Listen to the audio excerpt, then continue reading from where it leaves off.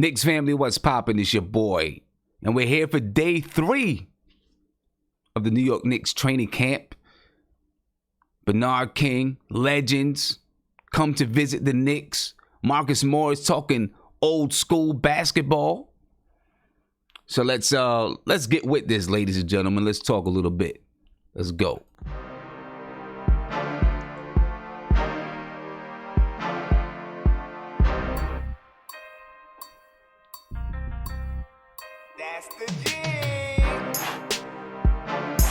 And ladies and gentlemen, if you're not following me or you're not subscribed to the channel, please subscribe to the channel right now. Ring that notification bell. You'll be notified anytime I go live, drop a video, or post on my community section. If you're watching me on Sportscaster, follow me on Sportscaster. You can follow me on Twitter, Facebook, Instagram, all that good stuff, man. All that good stuff. So, let's talk Knicks, ladies and gentlemen. And I'm not going to be on terribly long because I do have basketball practice to get to in a short period of time. So, we're going to go through, we're going to look at some of these interviews, listen to some of these interviews, and talk about what they said. Because the overall theme that I got from today's camp was old school Knicks basketball. That's what I got from the camp. Not that I was there, but that's what I heard from the interviews that I listened to, that the Knicks really did focus on old school basketball. You know what I'm saying? So we're going to talk some old school basketball. All right. Now, David Fizdale, he did have some words to say about our boy Elfrid Payton. I liked some of the things he said about Elfrid Payton. So the first person that I want to listen to is David Fizdale. And then we'll chop it up and talk about what we heard from David Fizdale.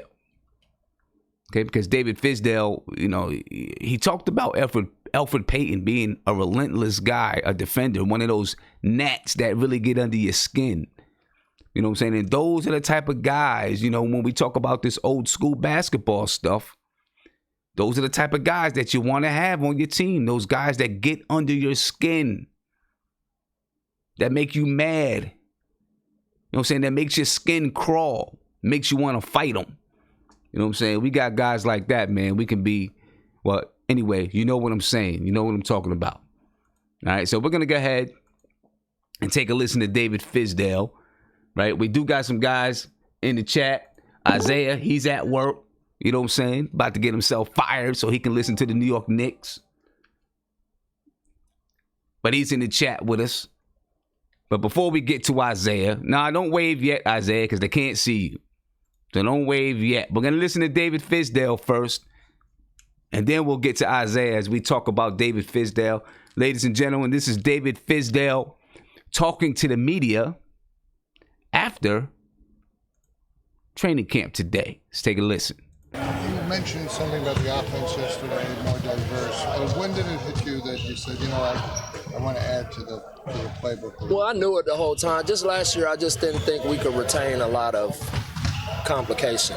And, it was just trying to teach them just basic spacing, how to play out of certain situations and things like that. But I just feel like those, with the young kids being a year older, and the guys that we brought in coming from places that, they had some really good offensive coaches, I felt like this group can handle more stuff to where we get different movements, cutting, things like that. And they're picking it up pretty good. Was last year more of a heavy on pick and rolls in isolation and not as deep? Definitely more of that. We didn't have a lot of post-up options, especially after Ennis was gone, and so it was much more pick and roll and open attacks. When you look at last year, correct me if I'm wrong, it seemed like there was a point where developing young guys was prioritized over wins and losses. Is there a pecking order coming into this season? Is it winning games, developing guys, and then something like that? Yeah, and at the end of the day, development, it should always be happening, I feel. And, but I do feel like this group is more ready to win a little more than last year. So we're challenging them to go out and win every game that we play in. And, through competition and fighting for your minutes and your spot, you will develop. So did they just get the playbook, the offensive playbook, and did they get it couple of weeks ago, or have they just learned? No, we're learning it right now. We work, we talked about spacing and fundamentals and stuff through our individual workouts and small group workouts. So we got to implement some concepts in those situations. But the total, we wanted to put it out here on the floor and show them together. Is it possible that guys like Knox and Nick see their minutes go down compared to last year? That's going to be dependent on them. Yeah, absolutely. You're fighting for your minutes in practice against talented players. We're still going to need those guys to win games. They're going to have to play well to help us win games. And the minutes will be determined on, performance. How intriguing is a guy like Portis? And when you coached against him, what did you know Bobby Portis? How intriguing is he for you? He's very versatile. The fact that he shot almost 40% from three last year. He's a guy that's really good at rolling into the pocket and making plays out of the pocket. He's an underrated passer. You can run offense through him in the low post and elbow areas. And defensively, I think he's gotten a bad rap. I watch him on film, and he does a lot of good things helping his teammates and rebounding the basketball. What have you seen from Alfred Payton so far? Intensity. He is a tough cookie. How much does a group like this with the young guys, how much do they need that? No, it's just that it raises the level. He really brings a lot out of Dennis and Frank and the other guys with his level of intensity and the way he competes. There's so much talk about the point guard situation. Can you envision playing two or three of those guys at the same time? Yeah, absolutely. Frank and Alfred? Absolutely. How would you too much of a three-point shooter in his career at this point? Is that a part of his game that you guys think you can maybe unleash a little bit? Well, what we're going to try to do is slowly build it the right way. With fundamentals and simplification but at the end of the day, I want him to be himself. I don't want him trying to be Steph Curry. That's not, Steph is, there's certain guys in this league that's what they do.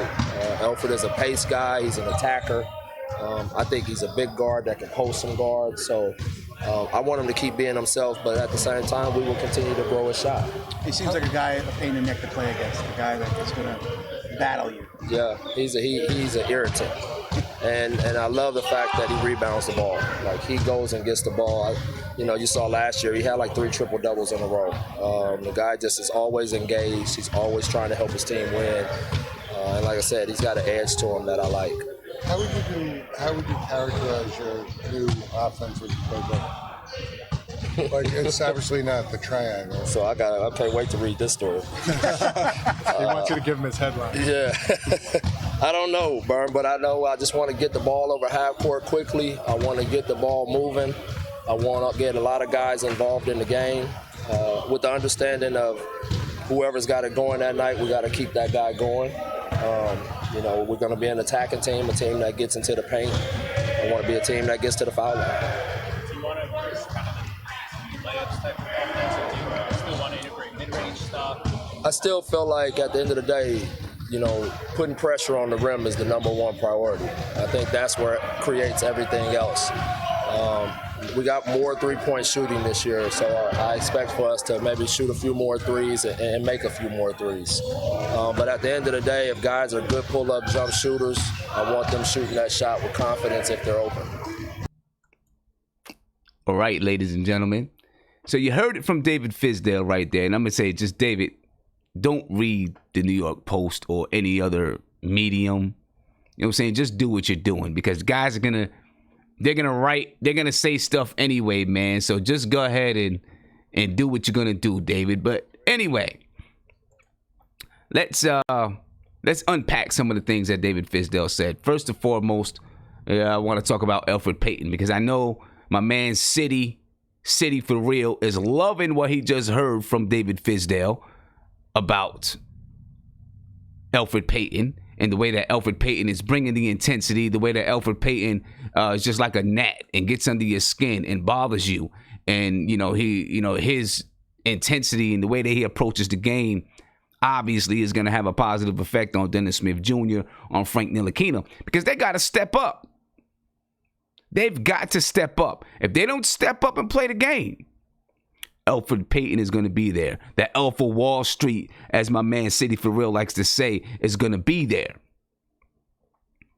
You know what I'm saying? So they better step up, play hard. Now, look, for Frank, he's kind of a Elfrid Payton mini, right? He's a clone of Elfrid Payton. He's taller, but he's a clone of Elfrid Payton so far in his career and the things that he can do on the floor. So you got two guys at that point guard spot that can really play some defense and harass you.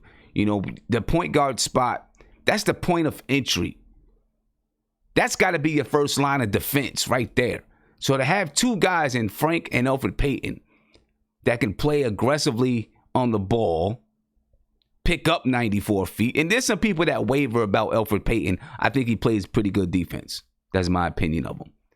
You know, and hopefully Dennis Smith Jr. falls right in line, falls right into with that group of guys, which I think he will. He's going to have to. You know what I'm saying? When you're setting a culture like that, guys fall in line. Guys fall in line. You heard David Fizdale say, you know, right now he's, you know, they're just kind of starting to put in just a few concepts of the offense. We talked last night about some of the details, and he went through and went over some of the diversity and details, cross screens, pin downs, moving off the ball, those type of things that he wants to do. But right now, and you'll hear from Kevin Knox later, they're kind of getting into the flow of the offense. They're working on the fast break. Right, getting the ball up the floor, getting used to each other's movements, getting used to each other's tendencies. Now, training camp is short, so you got to start getting some of these things in soon because they play Monday. Now, you know, Monday is just a preseason game. They have like 4 preseason games so they can get more sets in, you know, as they're moving through preseason. Okay, but I do like what I hear about Elfrid Payton.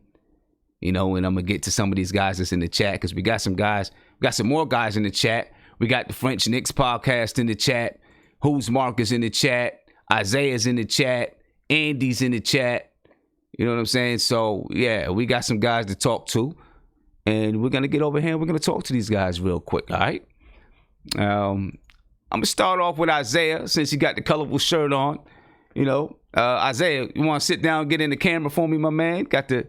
You know, the colorful Bill Cosby joint on, looking dapper Dan today. Isaiah, what's popping, brother? How you feeling? Not much. I had to show the jewelry off a little quick. Okay. I mean, you know, don't show it off too much. You still got to go outside. You know what I mean? You never know who's watching the stream, you know? I'm not scared in this town, but you know. Okay. Elfrid Payton, talk to me about Elfrid Payton. We talked about him a little bit last night, but you heard what David Fizdale said. He's a gnat. He's that gnat kind of guy. Brings a lot of intensity. You know, kind of the guy that can set the tone defensively from that point guard spot. I'm going to say it again, man. I think we got a lot of good defenders on this team. I think we got a lot of sneaky good defenders on the team. When it comes to it, I'm excited. Like, we got Frank and we got dudes that can defend the perimeter. If we got Frank and Elfrid Payton and a couple other guys on the wing, man, listen, I'm not even joking. We can be a top 15 defense. Not even joking. Okay. All right, well, you know, let's get there first. Let me ask you this. They asked David Fizdale about playing some of these guys together, playing Frank and Elfrid Payton together, Frank and DSJ together, DSJ and Elfrid Payton together. What do you think about that? I like it, man. If we can get some of these guys, I'm really big into the ball movement. I always like having 2 or 3 ball handlers on the court at the same time. So if we can keep the ball moving and we got guys that want to play unselfish, we got all these unselfish guys, man. We can get open shots. You guys cutting, guys doing screens. We can get really good offense. Okay. All right. Let me get to Mark because I do have a question I want to ask about that. Mark. Yo. What's good, man? What do you think about what David Fizdale said, playing some of these point guards together? Frank Ntilikina, you know who our point guards are, playing them together. What do you think? Well, what's so crazy, right? When you think about the combinations he could run with, and you could run Dennis Smith with Frank and Elfrid Payton with Frank, but you can't run Elfrid Payton with Dennis Smith on the floor. So I think Frank Frank will play an important role this year behind those point guards playing defense because Okay, so why can you not play? Why can't you play Elfrid Payton and Dennis Smith? Because Dennis Smith needs the ball, Elfrid Payton needs the ball to operate. Okay, all right. Okay, they're not off-ball guards. They're not off-ball guards. Okay, all right. And now let me ask you this: having any one of those three on the court together, are you concerned about the shooting?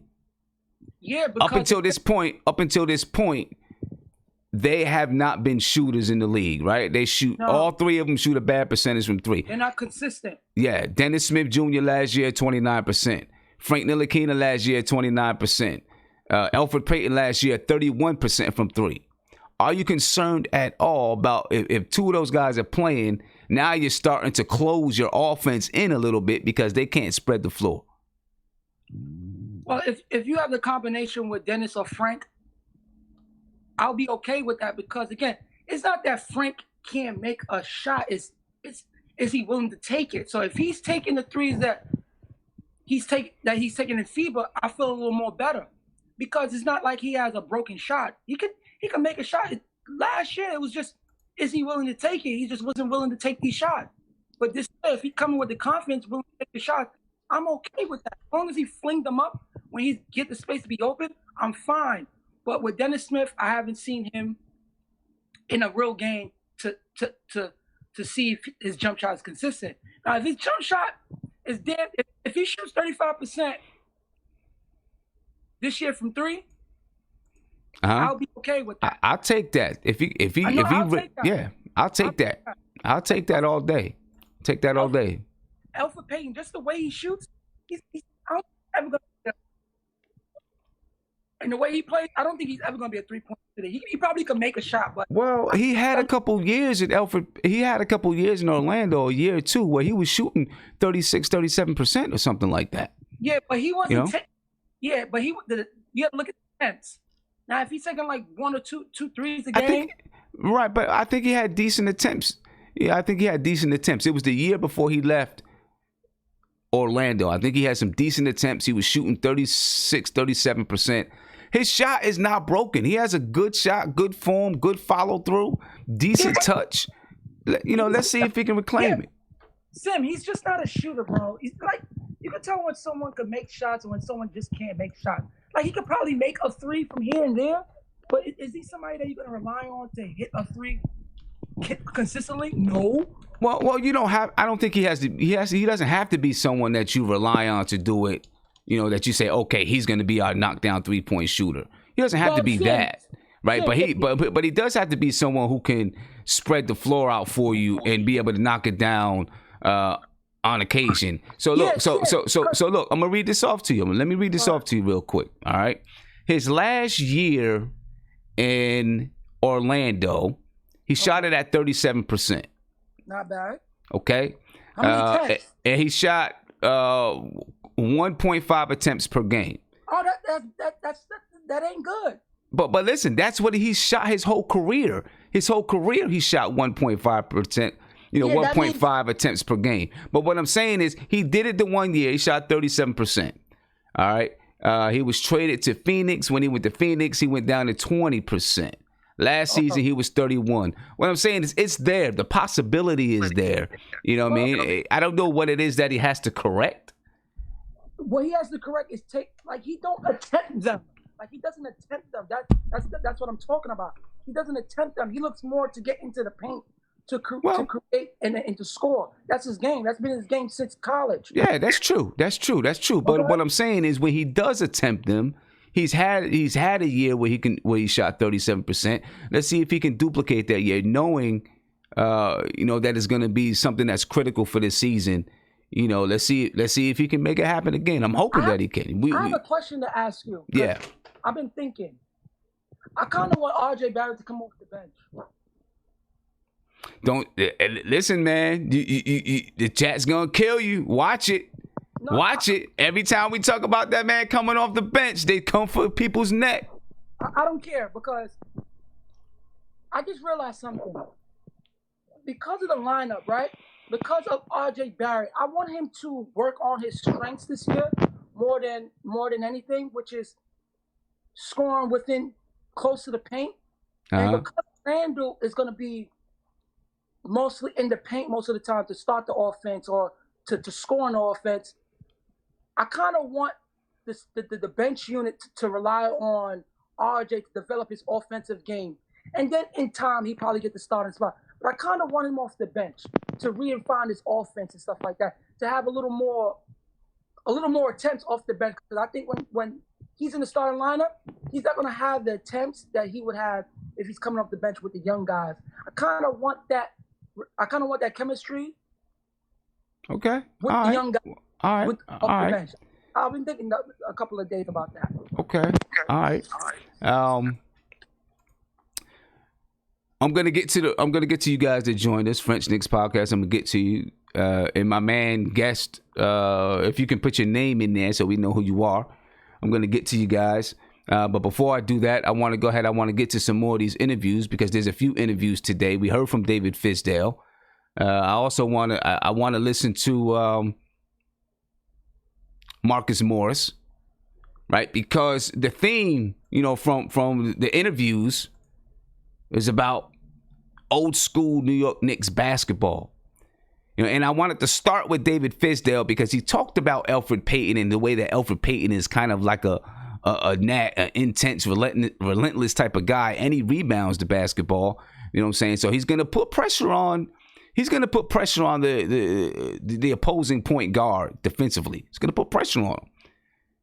You know what I mean? But we want to put pressure, and I don't mean full court pressure. I just mean pressure. He's going to be up in your face defensively. But we need everybody to be up in your face defensively. And we have some guys where we can put a good defensive lineup on the floor. Like Mark is saying, he's talking about RJ Barrett coming off the bench, running with the young guys. We've shot around different lineups. Throughout these streams for weeks, we've been shooting around different lineups.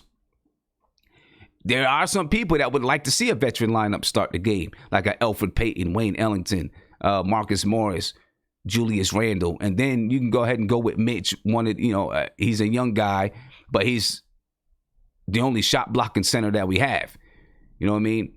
We'll see how it goes, but more than who's starting and coming off the bench, we can put lineups out there that can dog it out. Lineups up there that can get up in you defensively, and play that old school style. The thing that Isaiah doesn't want to hear about. Isaiah don't want to hear about that old school New York Knicks 90s basketball. But I do. Sorry, Isaiah, I do. I want to hear about it, and I want to see it. You know what I'm saying?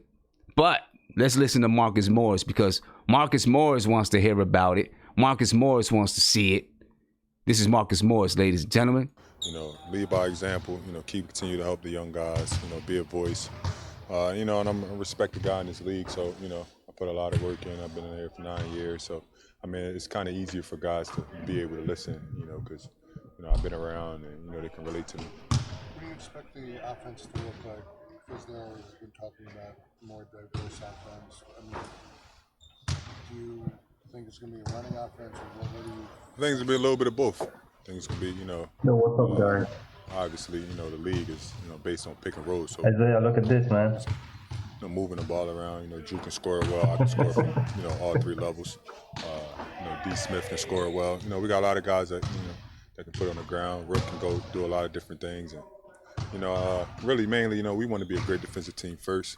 So, we've been really, focused on our defensive schemes and, making sure everybody in the right spots and stuff like that. But, offense going to come. Marcus, what have you seen from Alonzo?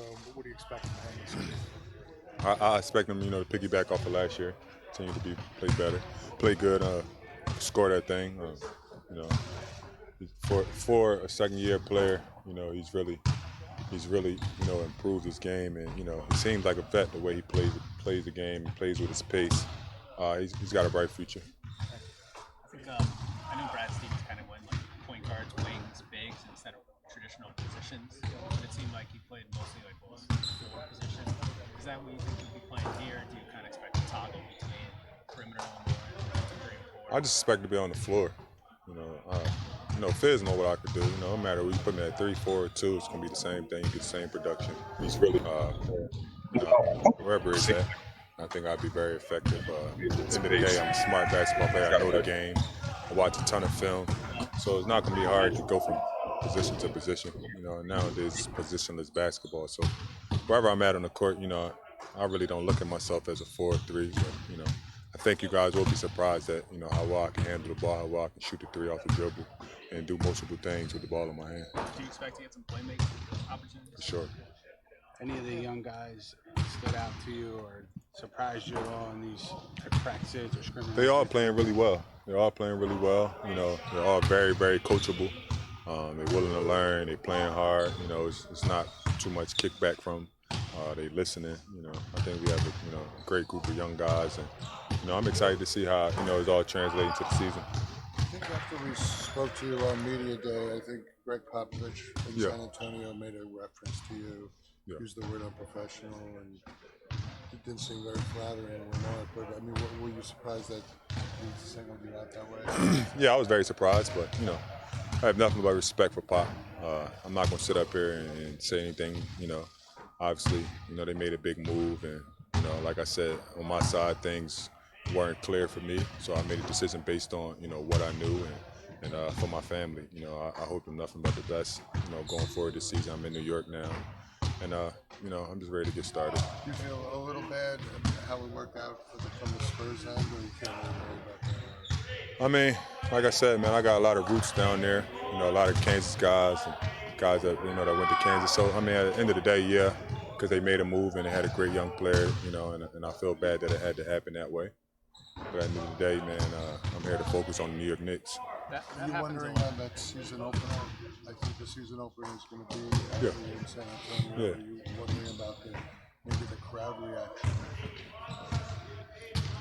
I mean, I'm from North Philly, man. Talking about a crowd. I mean, you booed me. Hey, I've been booed before. But at the end of the day, man, I had nothing but love for Pop and RC and Brian Wright and them guys down there. I know them personally, and I'm sad it had to happen that way, and but it's NBA.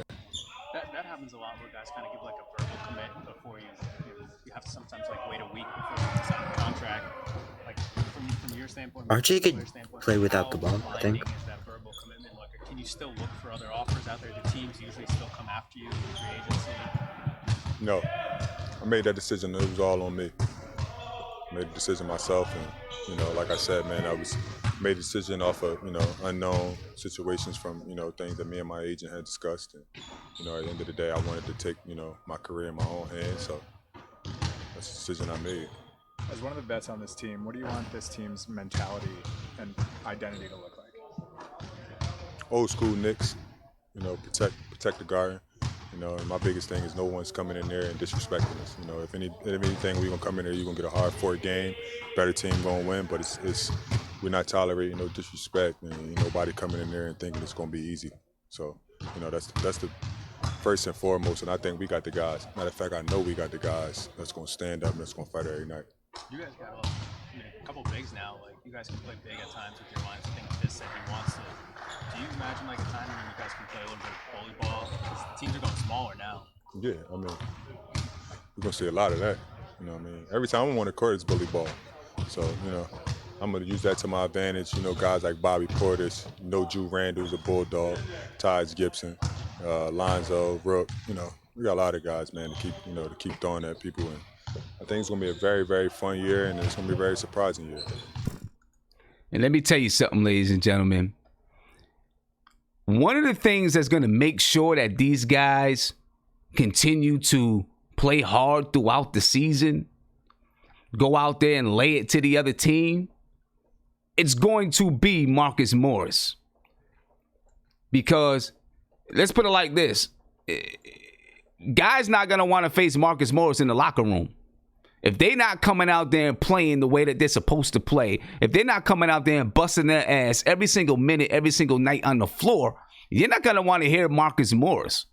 You're not going to want to know what Marcus Morris is going to say to you. Right? So some of these young guys, Kevin Knox, RJ Barrett, Alonzo Trier, Frank Ntilikina, they're going to come out there and bust their ass on the floor because they're scared of Marcus Morris in the locker room. That's a healthy fear that you need. You know what I'm saying? A healthy fear that you need. having Marcus Morris on the team. And I'm going to tell you the truth. I really do hope that somehow, some way, the Knicks can find a way to keep this guy around going forward, moving into the future. He can be a vital piece to your team. We don't know what everything is how it's gonna flow, how it's gonna go. You know what I'm saying? We know that we understand the strategy behind his move to the Knicks and what it could look like for him next summer. You know what I mean? But if there's a way we can keep this guy around, let's try to keep him around, man, because he can be good for the team as long as he's a good teammate in the locker room. Let's put it like this. He's going to be straight with you. He may get in your face. He may let you know the truth when you don't want to know the truth. But you need a guy like that. You know what I'm saying? You need a guy like that. And I'm excited to have him. He's really going to set the tone for the Knicks out there. You know, he's going to set the tone. Now, listen, we were just talking about Elfrid Payton being an aggressive, intensive guy. Now you got a Marcus Morris, a guy that can move. I mean, he said he can even be at the 2. So you got a guy that can go from the 2 to the 3 to the 4. Whew. And Marcus Morris. You know what I mean? And play defense on any one of those guys. And so I like it. I like that old school talk. Sorry, Isaiah, you may not. I do. I like that old school talk. It's what we need. We need more of it. You know what I mean? I like the fact that he wants to protect the Garden. Nobody's coming into the Garden this year to drop 60.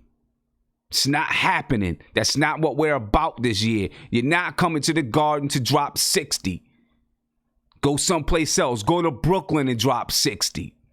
But you're not coming to the Garden to drop 60. Let me get to a phone call, ladies and gentlemen.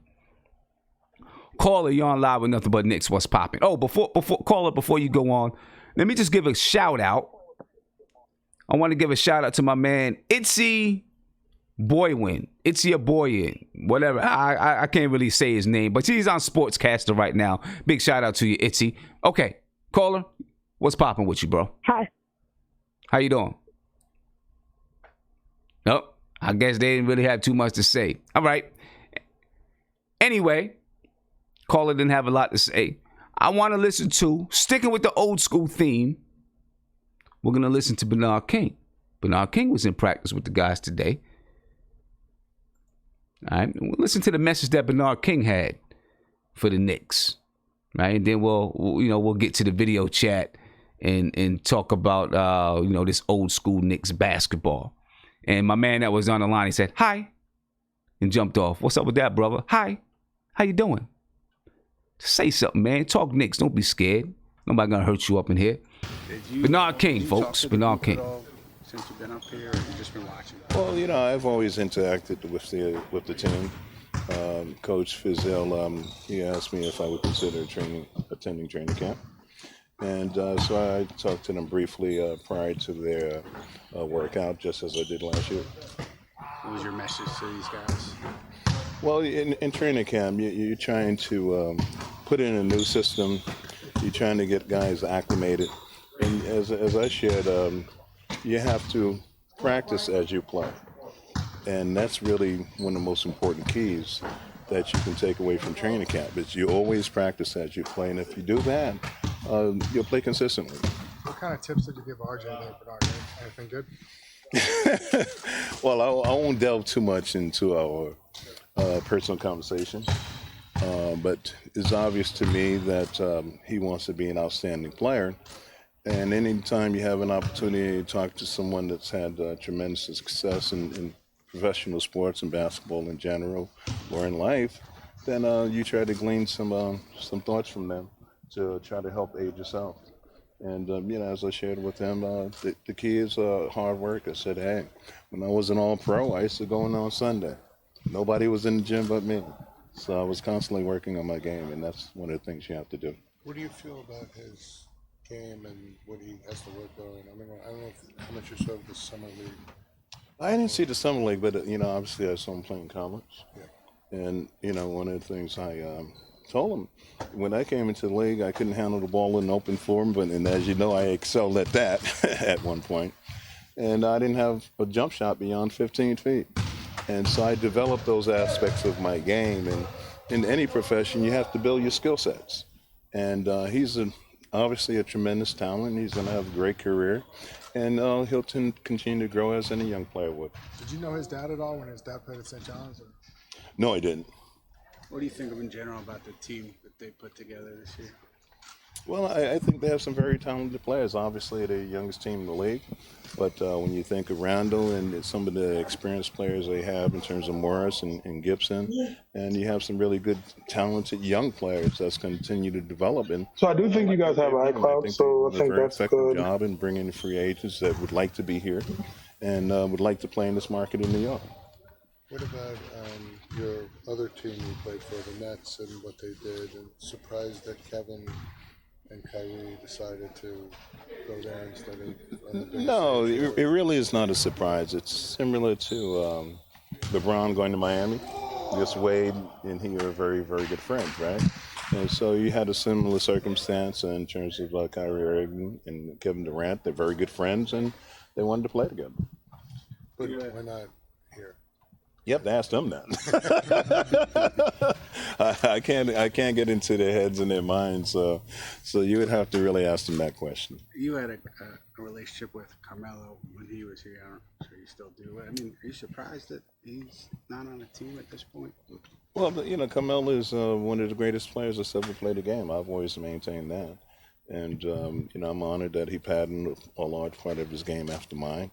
And so, I think it's a little surprise for everyone. But, the league changes and it shifts, and sometimes you have to adjust your game accordingly. But he's a great, great talent and always will be. Do you have a relationship with Taj at all, being a Brooklyn guy? Well, we believe it or not, we grew up in the same projects in Brooklyn. Fort Greene, we went to the same elementary school, PS 67. And I was told that's why he wears number 67 because of our elementary school. So it's great to see him here. And as I told him, welcome to New York. You're going to love it. Do you like some of the toughness they brought in, some of the rebounding, the veterans? Yeah, I do. Obviously, if you're going to win consistently on a nightly basis, you have to have talented players, but you also have to have players that are tough.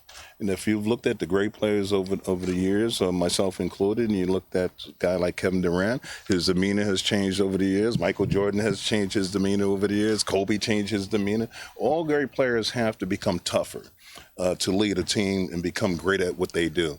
And that's just one of the things that's demanded. And you got some great veterans here. As I told Morris, I love his game, and I think he's going to bring a toughness to this team.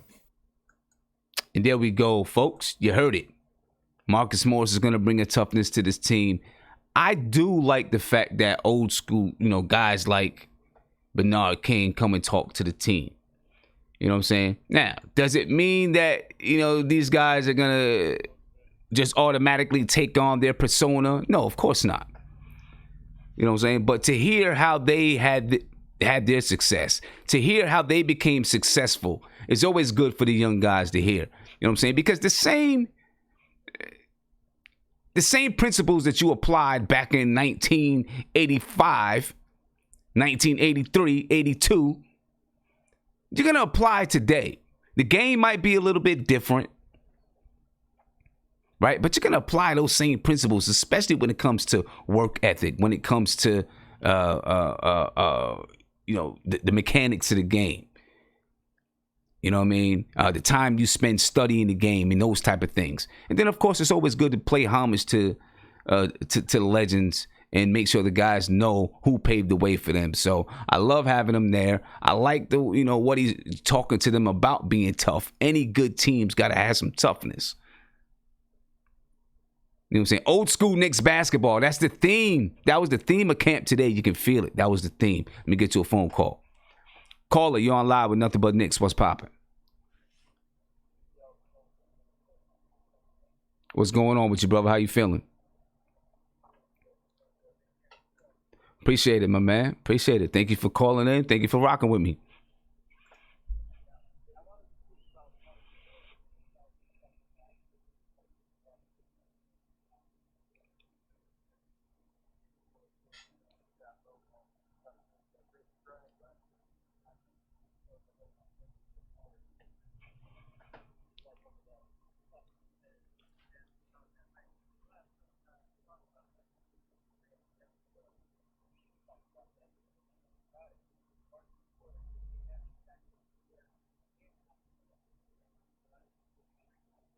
Yeah, yeah. And listen, he has a track record of being that guy.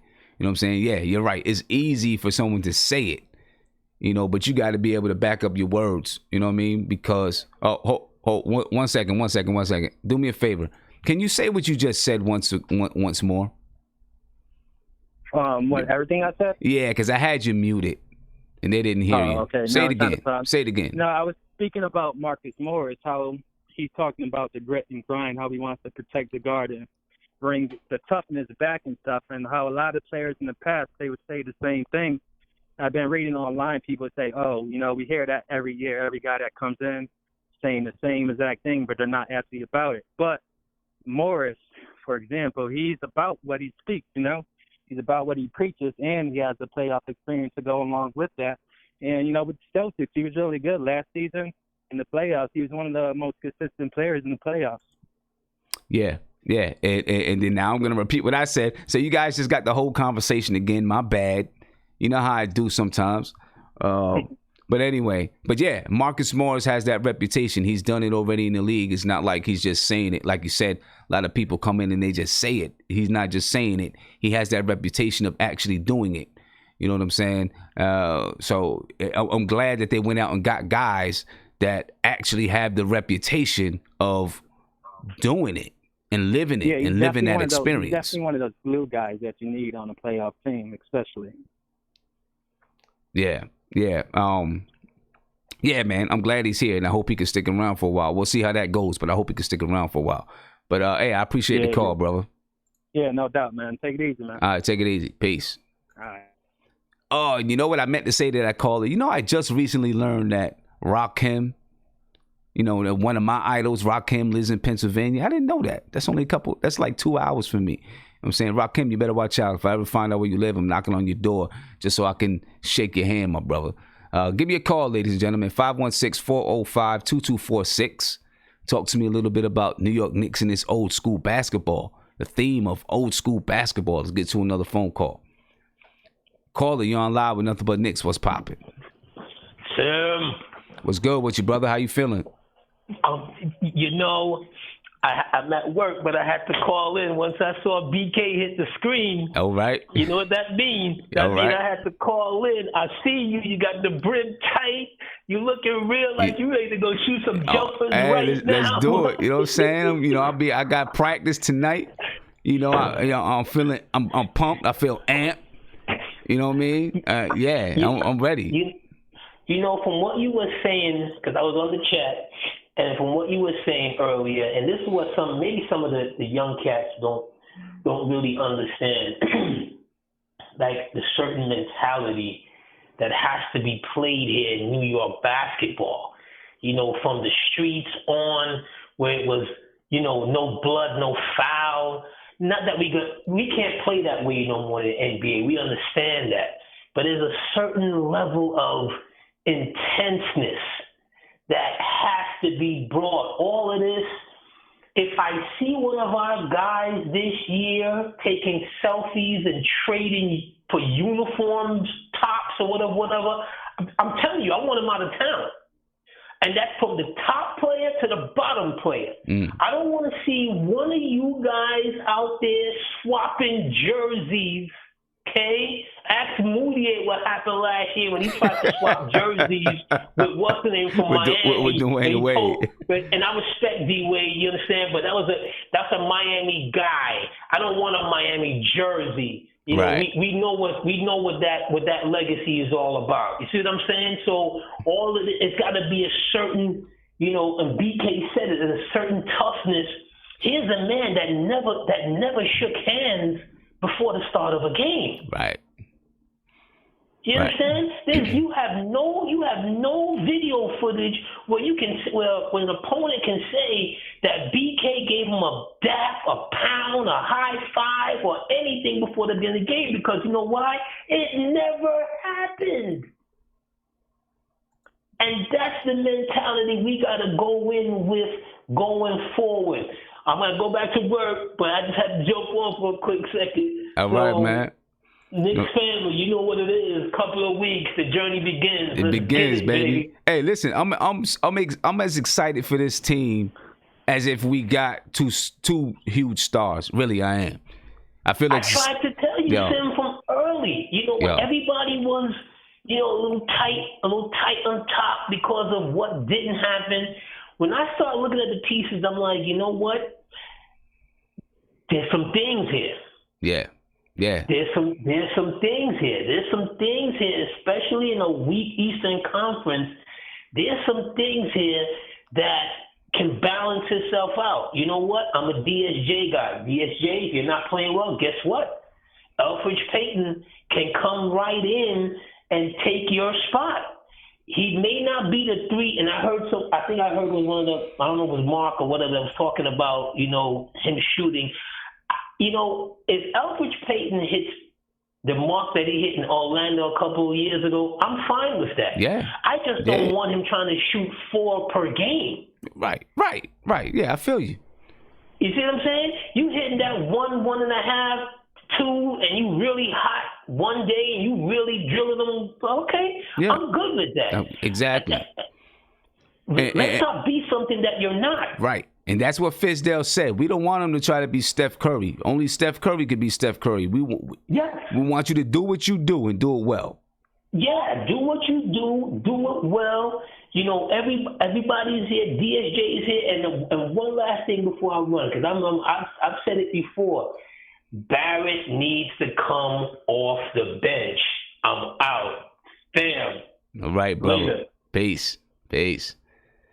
I'm telling y'all, listen, I said it before, man, that, you know, it's possible that he could come off the bench and someone like a Wayne Ellington or whoever starts. And maybe it's not Wayne Ellington, I don't know.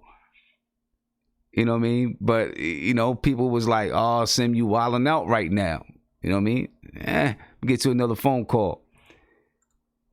Caller, you on live with Nothing But Knicks. What's popping? How you doing, son? I'm good, brother. How you feeling? I'm feeling good, man. So, right now we talk about old school Knicks, man. That was the theme coming out of training camp today was old school Knicks. You know what I'm saying? Playing that old school New York Knicks basketball, that hardcore old school basketball. Let me ask you this. Can it happen in today's league? That's going to be the question, right? Because today's league, everything is designed so that the offense can prosper, right? Everything is designed for the offense to do well because you know how it was back in the 90s when every team was, you know, the bad boy Pistons kind of set the tone, and then you had the Knicks and other teams, you know, take pieces of what they were doing, you know, and then you had these brawls breaking out all over the place. The game scores was 87-88, you know what I mean? Everybody's now accustomed to scores going up 110, 120 points. You know what I'm saying? And guys scoring 37 points in the quarter and stuff like that because of the way everything is designed now so that the offense can score because that's going to sell tickets. You know what I'm saying? But can it be done? You know, I mean, it's not going to be exactly that, but that mentality, you know, can we be just that team that people who's nervous to come in and play because we're bruisers that way? You know what I'm saying? Regardless of the way things are designed in the NBA today. What do you think? For sure. I mean, I'm only 25, so I really wasn't around for the 90s, but I definitely know what you're talking about for sure. I mean, if you look at a team like last year, like the Clippers, that was a team that other teams definitely, they didn't want to play the Clippers. And you've seen it in the playoffs when they got 2 games from the Warriors. There's teams in the league currently where they play defense every night. Boston was that before last year. San Antonio is that every year. Miami is that. And they do it without necessarily having to fight or assault other players. They do it just playing hard all the time. But it's funny that you asked that question because when we didn't get KD and Kyrie, it was disappointing.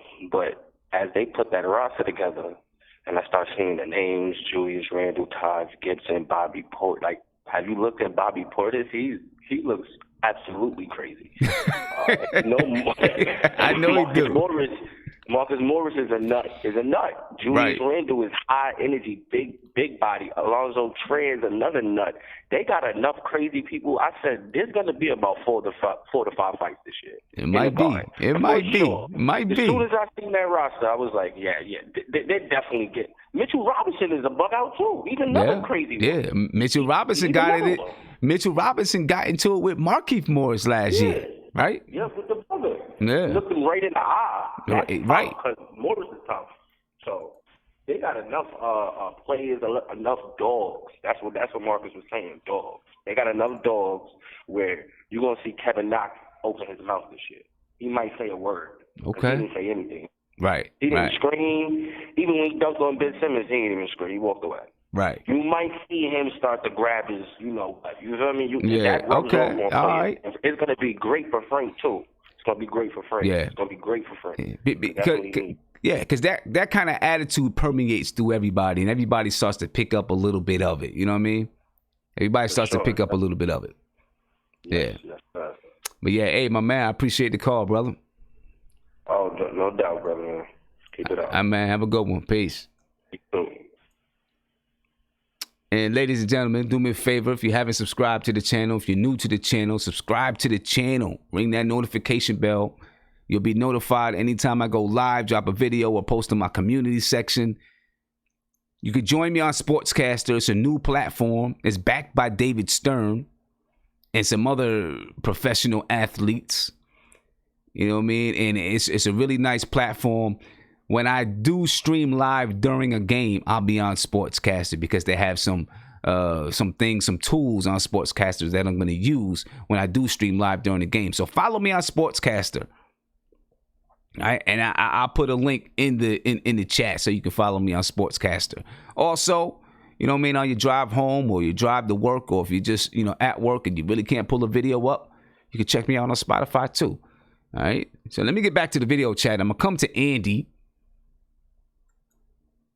My man Andy.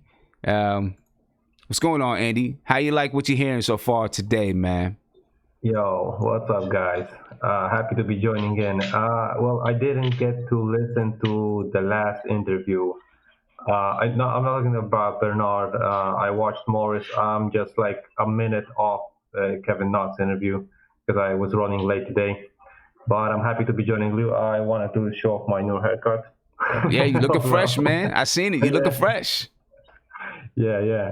But to be serious, I hopped in because I wanted, just to plug in 1 or 2 sentences about Fiz's yesterday's interview. When he was talking about, Frank stealing some plays from France and stuff like that. That was the thing I was expecting he's going to say on media day. And that would be perfect. But on the second day of, training day, I'll take it as well. Yeah, but that's a good thing. That's a great thing. You know what I'm saying? Yeah, that was the perfect words he used. Just everything. Only thing that maybe tickled me a little bit is that he said that he saw like 90% of the games. It's like, man, fans even watch every minute of it. Yeah. So why didn't you? But that's maybe him and his wife had a date or early in the morning. Who knows? I don't know. Exactly. But if Jeff Hornacek or if David Fizdale, if they would have did it not last year, but if they would have did it when Frank first came into the league, it may have helped his transition a little bit more. But you know what? Hey, let's see if it works. You know what I mean? Yeah. Let's see if it works. They just have other basketball philosophies, man, than we do even. So yeah. Let's see if it works. And they're in charge now, so right. I want to get to Isaiah real quick. Yeah, before he gets caught off again by his internet. Yeah, he's probably gonna get caught. You know what I mean? Find out. Isaiah, let me ask you a question. What's up?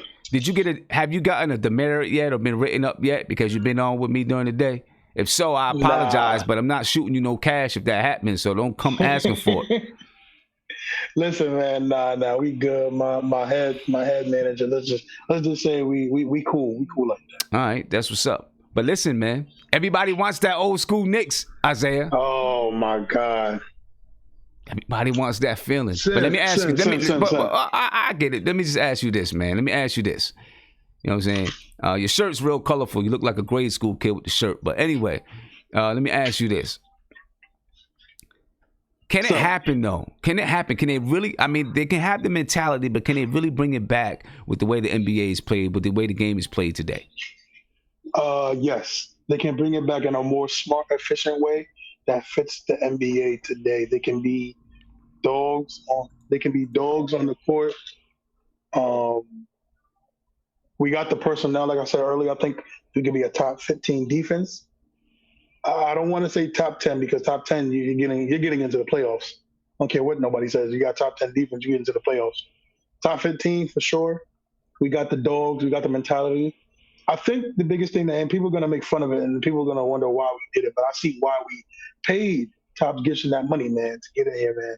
Mm-hmm. He's a Tom Thibodeau kind of guy. He's a Tom Thibodeau guy. Yeah. And I always listen. I never respected him. I never respected Tom Thibodeau on the offensive end, and I hated how he ran his plays to the ground. But defensively, I've never not admired him for that. His players played hard, and then you got dudes like Marcus Morris that you get the notification from Bleacher Report that this dude's talking about. You know what? I don't want anybody coming to MSG and disrespecting us. And I just said, give the Knicks have my money right now, man. We haven't had nobody talk like that in 2 or 3 years. Yeah. Talking about, don't disrespect in the home court. There's no, flipping bottles and all that other stuff, man. That's and right. all the crap that these players was doing, man. Like I said last night to you, son, to me, it would be a shame if Fizdale, he said he watched 90% of Frank's, games. You can't not play this kid with Mitchell Robinson. After you've seen what he did with Rudy Gobert, you can't. You would not be doing the team justice by not having those two on the floor together for a defensive stop, at least for defensive purposes. You be not talking about what you want to preach, man. I think when you got a lineup of Morris, Frank, Mitchell, and Tops Gibson, man, you're talking about. I think that telling you, son, this team can be a smart, efficient defense, man. We bring the right personnel in here to be good. Yeah, and I like what you're saying about Frank and Mitchell Robinson playing together. Frank him and Rudy Gobert had good ESP together. We'll see if it happens, with Mitchell now. Of course, Mitchell Robinson's a little bit younger, so, his roles may not be He's not going to have the same basketball IQ yet as Rudy Gobert to make sure he gets all the angles and stuff. But that'll come.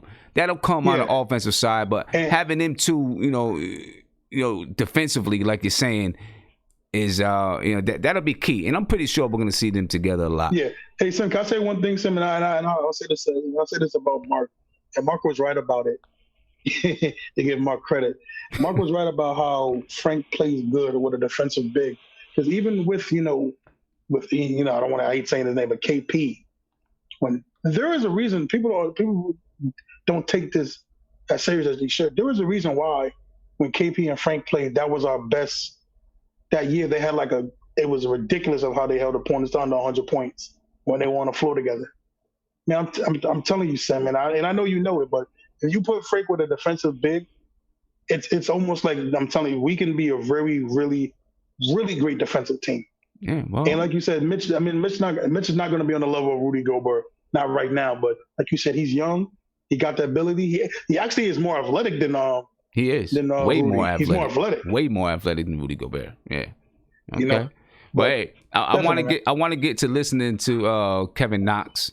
All right, the last interview for the day, and then we can take and we can dissect that a little bit. All right. And listen, guys, man, I'm glad you guys, I know some of you guys are at work. Don't get in trouble. Please don't get in trouble. You know what I mean? Just, take it easy. All right. Let's listen to Kevin Knox. So how has the first 3 practices been? Does it feel different than last season? Yeah, I mean, practice has been going great. Great energy, great competition. We've been getting up and down a little bit. But overall, I think we've had a good first 3 practices. I think we got the culture through to all the new players. I mean, great energy in the gym, everyone cheering each other up, learning from the older guys. So, I mean, it's very competitive. A lot of different energy from last year. You like having another Kentucky guy here with Julius? Oh, yeah, man. Kentucky's always family, man. That's one thing when you go there. I mean, you always BBN. I mean, everywhere you go, you're going to find some Kentucky family. So it's good to have him in here. I mean, I've been getting some shots up with him. talk to him, trying to learn some new things, offensively and defensively. So it's always great to have another Kentucky player on the team. Did you know him much before? I mean, a little bit, not really. I mean, when I was at Kentucky, he came and talked back to the team a little bit, so I talked to him a little bit there. But I mean, this is the first time I actually got to communicate with him and actually sit down and talk with him.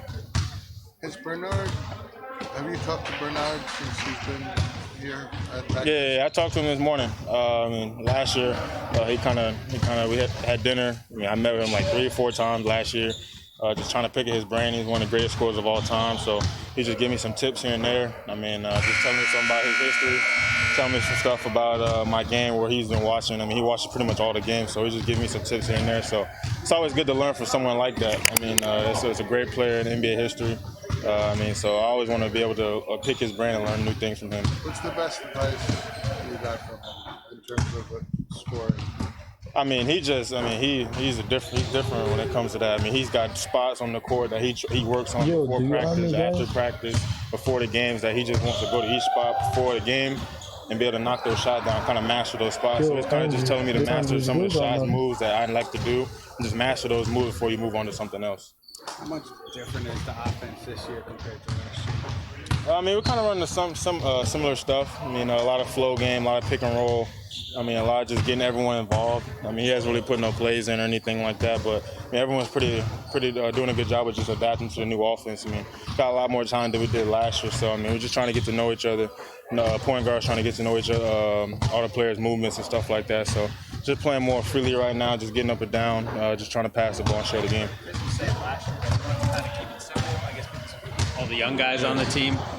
I don't know, like what you think of the playbook so far, just what you guys have done in practice. Do you feel like it's a little more complex this season as opposed to last year? Fizz actually hasn't put no plays in. I mean, he's just kind of just put more of like some fast break stuff in, some flow game and stuff like that. He hasn't really put any plays or any set plays at all yet. I mean, he just wants us to master our fast break, master our flow game before we get into all the other stuff. Has anyone stood out or impressed you? Some of the new guys or a rookie in the first couple of days? Yeah, I mean, there's a lot of good guys out here. I mean, he's not new, but Frank's been doing really well. I mean, lately, I mean, just bringing defensive energy. Marcus Morris can really shoot the ball. Lamar Peters is another guy that's really a pest on the ball defensively. I mean, Julius had a great practice today. I mean, he was really just being more of a leader today, talking to me, talking to some of the other players. So, I mean, it's always good to have some of those older guys in the gym, just talking through the young guys through each play, each possession, just teaching them new things. You had a lot of minutes last year, and coach is going to figure out who goes where in the rotation. Yeah. If your minutes were to decrease at all, is it possible to still develop if you're not getting as much minutes? How does that work in practice? Yeah, you could definitely develop if you're not playing as much. I mean, there's a lot of guys in the league that start off when they first come in, don't play much at all, and then they become very superstars. So I mean, just staying in the gym, stay confident in yourself, working on your game in the summer, learning the offense. I mean, practice. I mean, there's a lot of guys in the league that I can name that, I mean, just started off not really doing much, but just progressed and kept developing into great superstars. Was that hard on you at all last year to be a rookie and be asked that there was times where you were the lead option? And yeah, I mean, it wasn't hard at all, but I mean, it did get tough. I mean, there's a lot of stretches where I struggled a little bit, but I mean, people in my circle just kept me up, stayed confident in myself. The coaching staff, I mean, just made sure that I stay in the gym, getting shots up, and then just keep progressing. So as the year went on, towards the mid-season, end of the year, I just felt more comfortable on the court. I think I just slowed down, but I mean, there's a lot of times where it was tough, but I wouldn't say it was hard, because I mean, that's just something that you get prepared for life. I mean, it's a tough moment, so you just got to be able to get through it. Have you given any advice to RJ about being a first-round pick, coming to this market, how to handle it?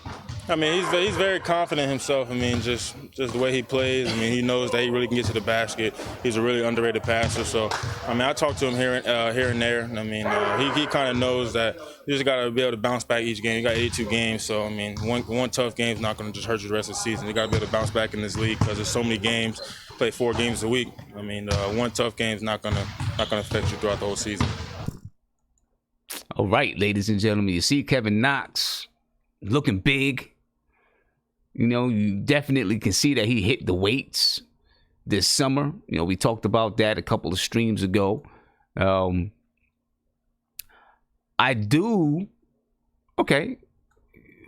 We do notice that he said Frank Ntilikina's been one of the standout guys, at least defensively. You know what I mean? That's where Frank Ntilikina's got to stake his claim on this team. So, we'll get that out the way because I know French Knicks podcast. I'm coming to you next, French Knicks podcast. But I want to know, is Kevin Knox ready to step his game up to the next level?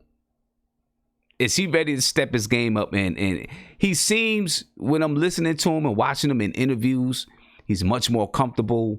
His personality is coming out a little bit more. He seems more confident. I know when we watched him in Summer League, he looked more confident. He looked very confident when we watched him in Summer League. I want to know. That's when French Knicks podcast. I'm coming to you next. I want to know, do you think Kevin Knox is ready to take that next step? Is he ready to take that next step and become, a primetime player for the Knicks? All right. So, French, coming to you, brother. Go ahead. It's on you, my man.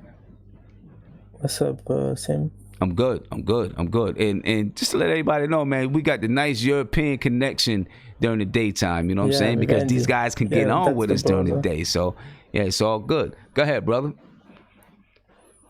So, I like what Knox said, about his development and also the team chemistry. And I think he will be really good this year on the new offense system by Fizdale. So I think it's a good mix, a good fit with him and Morris at the 3. I think they can both have 24 minutes, So I think Knox will play well with Frank at the same time, So overall, I think that the first 3 training at the training camp was really important for Knox, Barrett, Frank, DSJ, and Alfred.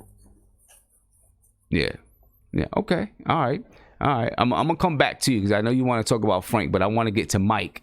So guys, let Mike know I'm coming to him. All right, Mike. What's your take, man?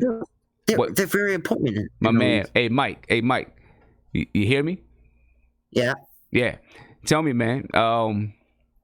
Is Kevin Knox ready to take that next step forward? I think it's a very well possibility that he can. But I think this year he might take a next step. So all right. So tell me, what's the next step for you? The next step for me is, I guess, him playing better on defensive. Yes, definitely. And if he plays better on the defensive end and is able to do what he continued to do last year on the offensive end, I think he'll take the next step that way. Okay. Definitely on the defensive end. He's definitely got to take that step on the defensive end because he was one of the worst in the league last year. Because you saw some flashes of it last year when he was averaging 1.2 blocks in the beginning of the season. Yeah. And I think a lot with Frank is, with Kevin Knox is confidence. You know what I'm saying? Just being confident, and that's going to come with time. You know what I mean? It's going to come with time with him. He's with grown men. But the guys that he's with now, they're going to make sure they're going to help him become confident. And, he can sit back. He doesn't have to be the man this year. You know what I mean? So I feel like I don't think they should sit him, though. I feel like he needs to start, or that might hurt the way his development. You think so? See, yeah, I tend to think that him not starting could help him. I don't know that he, from everything that I heard, because if you remember last year, he started off coming off the bench. Frank Ntilikina was the starting 3 for the first few games. And Kevin Knox was coming off the bench. I don't know if it's going to hurt his confidence.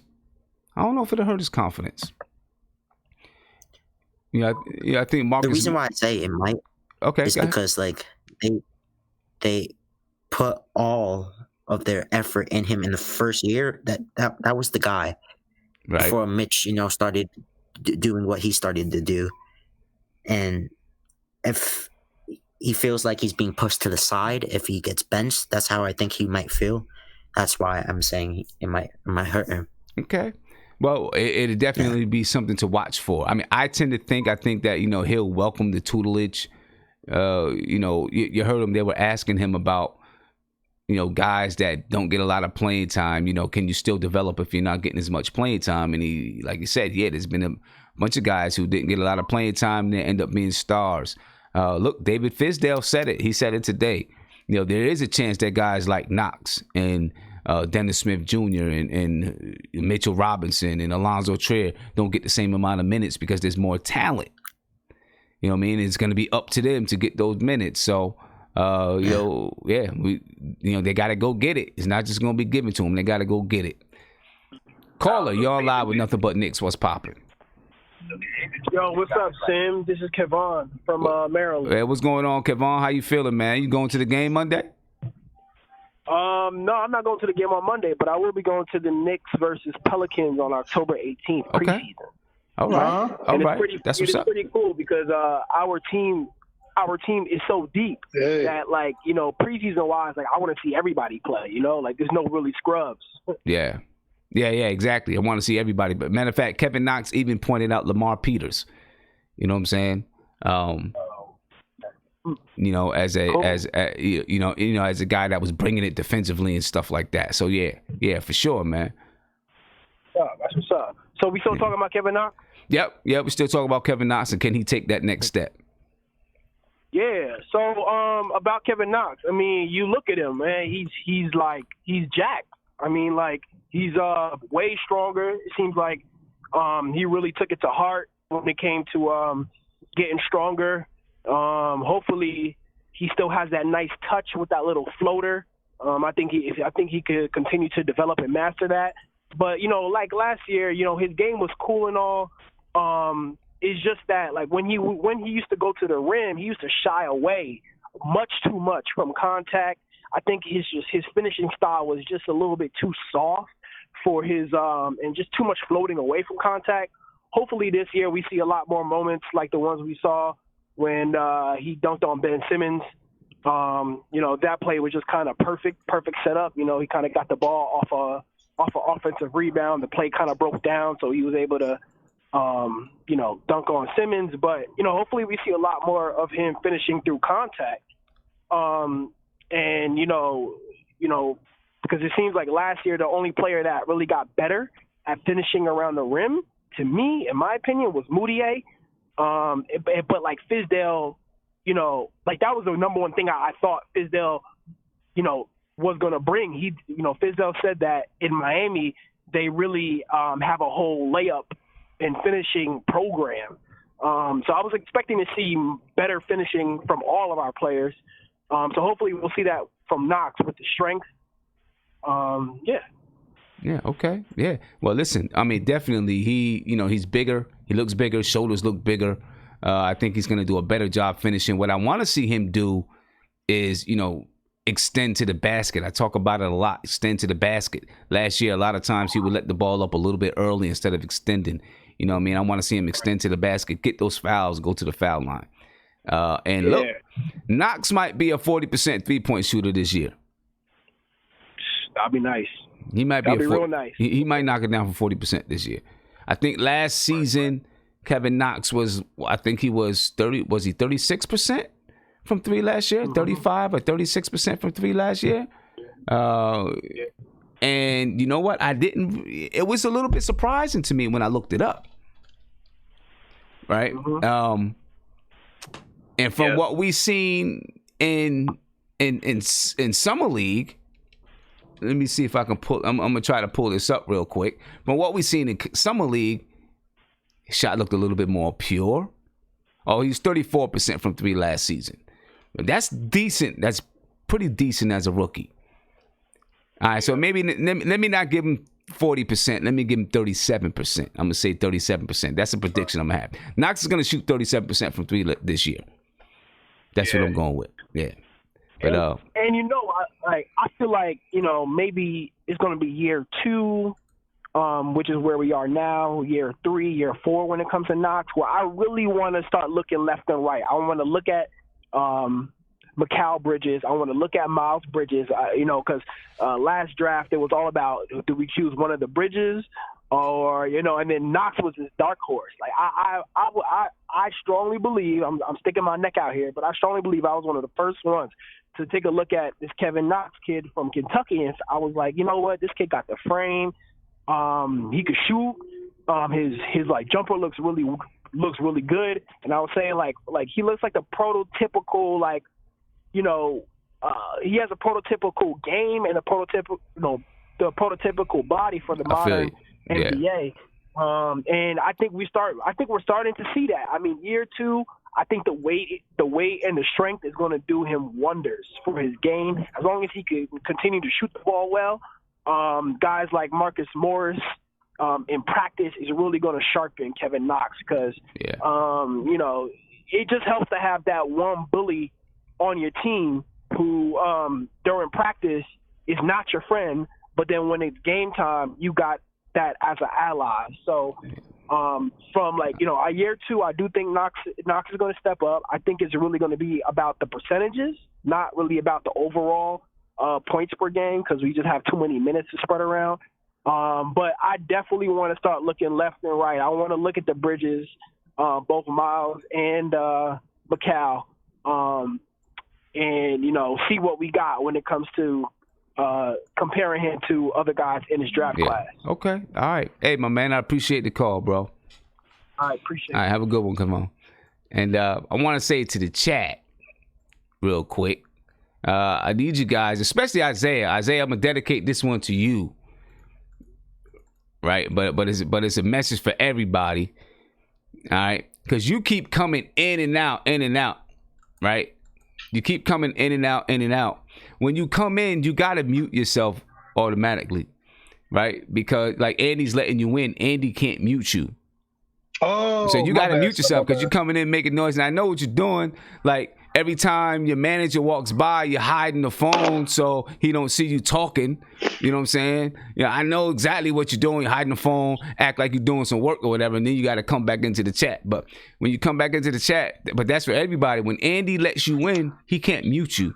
So you have to mute yourself when you come in so that you don't come in. And there he goes again, hiding from his boss. See, doing that. But anyway, why you keep coming in and out? What you doing? It's my connection. Oh, well, anyway, I'm about to head off anyway. You know what I'm saying? So why don't you give me your last word so you don't get fired? Oh, yeah, man, great. Thank you, I appreciate that. You know, great show as always, Sam. You know, you've been killing it, man.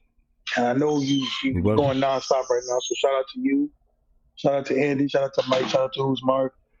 Listen, man, I'm calling in now, Sam.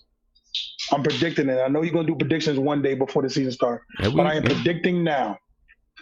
This will be a lot of people's favorite Knicks team of the last 25 years. Okay, I can see that. I can definitely see that. This is gonna be one of the Knicks. This is gonna be one of the people's favorite teams in the last 25 years. All right, 25 years. I can see that happening. Just so everybody be clear, it's not going to be better than I don't know about 25 years. 54 wins. I don't know if it's going to be the favorite in 25 years. I don't know about 25 years. Well, how about the last 20 years? Because that means the 99 Knicks was in there. So I'm going to minus them. Last 20 years is going to be this is going to be one of most Knicks fans' favorite teams. Yeah. Okay. All right. Well, I'm going to let you rock, man. All right, so you I don't want to get fired. Don't get fired. You know what I'm saying? You had that pink slip in your office mailbox when you. Shout out to Andy for the fresh cut, by the way. I know you got a black barber now, so shout out to Andy. All right, man. All right, Andy, I'm gonna come to you, man. And give us some last words, real quick, Andy. Yeah, happy that these episodes are maybe a little bit shorter, but at least we can join in from Europe before bed time. Yeah, right. Yeah. Next show is what, on Friday? Next show is tomorrow night. Yeah. Yeah, we're gonna do a late one. So it'll be a late one. It'll be a late one tomorrow night. Cool. And two things, Tim. One, I don't know how Isaiah was getting in the room. I wasn't letting him in. Oh, I don't know. Yeah, it looked like he had some admin rights or stuff like that. I don't know. I didn't give him no admin rights unless he hacked it. Neither did I. He must have hacked something. I don't know. Yeah. Oh no. Sam, you need to watch out who you're taking to your home, man. Yeah, right. Tell me about it. Exactly. And the other thing, to all the fans, shout out to you. Remember to watch Sim and the rest of us on Sportscaster. If you go into work, just plug in the link, watch for a few minutes so we get the count up. We're top 10 at the last few minutes ago. I was checking. Yeah. So top 10 is a good, place, but we were top 3 at the moment, like yesterday or something like that. So Yeah. you got to get higher, man. Yeah, that's what we trying to do, man.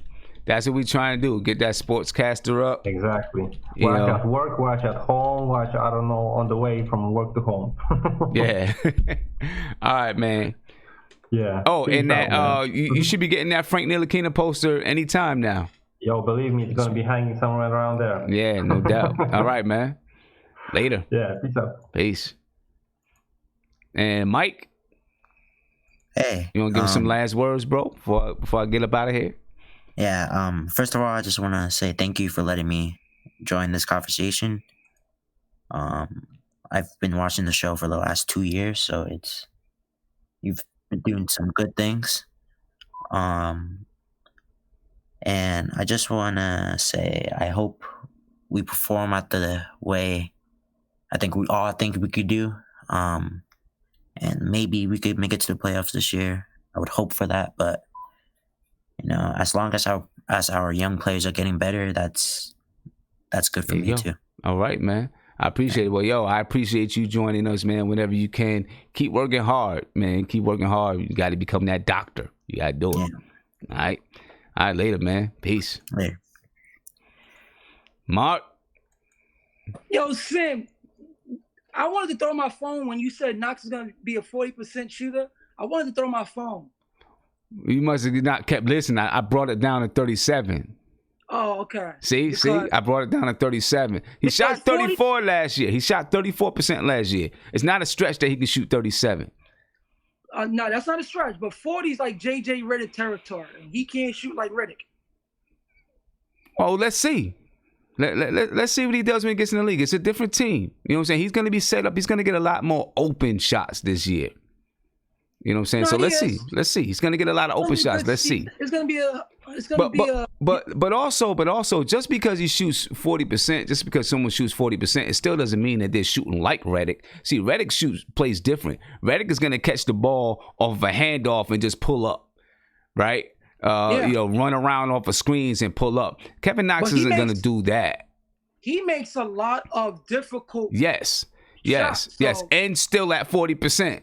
You know what I'm saying? Kevin Knox isn't going to do that. Kevin Knox is going to be more, he's spotting up in the corner or whatever, and it gets kicked out to him and he can knock it down. It's going to be more like that. Let's see, man. If you never know, he's going to shoot 34% from 3 as a rookie was good. No, it's good. You know what I'm saying? It's good. So let's see if he can get it up to 37. With him, I'm confident because when I hear him speak, honestly, I get more excited to hear him speak more than anybody else on the team. Because when I hear him speak, it's like I'm listening to Fizz all over again, over and over. So I'm kind of feeling Knox right now because he's conscious in what he wants to do and what the coach want him to be. So they have confidence in him. So I like that the coach is doing his thing as much as people think that he don't have the say of the players, but it is what it is, though. Yeah, no doubt. All right, man. Well, I'm gonna head up out of here. All right, this show is gonna replay again tonight. Mark, I'm gonna let you out. Appreciate you for joining us. Yeah. I'll talk to you later, man. Peace. All right. Ladies and gentlemen, this show is gonna replay again tonight. Probably 9:30, 10 o'clock is going to replay, so it will be a replay, but still you can join in and talk to some Knicks fans that didn't get a chance to join in earlier today. All right, it's going to replay tonight. Tomorrow, I'll be on again at 11. I'm not going to be on during the day tomorrow. I'll be on during the evening tomorrow. All right, and then over the weekend, we'll see what's going to happen. I got some things planned over the weekend. I may be MIA over the weekend. I try not to be, but I might be. But anyway, Have a great rest of your work day, great rest of your work week. It is Thursday, and the week is to an end, man. So enjoy it, celebrate it. And we got a lot of Knicks stuff to talk about. How much better can it get? And then Monday, we get to see the Knicks in action. Anyway, subscribe to the channel, ladies and gentlemen. Hit that like button. Hit me with that thumbs up. All right, ring that notification bell. Follow me on Sportscaster. Like I said, it's another platform. I'm streaming the Sportscaster right now. So if you're on Sportscaster, follow me. I'm streaming the Sportscaster right now. It's a nice platform. And when I start to call some of the Knicks games every once in a while, I'll be doing it on Sportscaster. All right, I probably do it on both, but it'll be on Sportscaster too. They have a nice setup. They got the score up and all kinds of stuff, so it's pretty dope. Anyway, ladies and gentlemen, follow me on all of those platforms. Enjoy yourself at work. I'm out, man. I'll catch y'all later. Peace.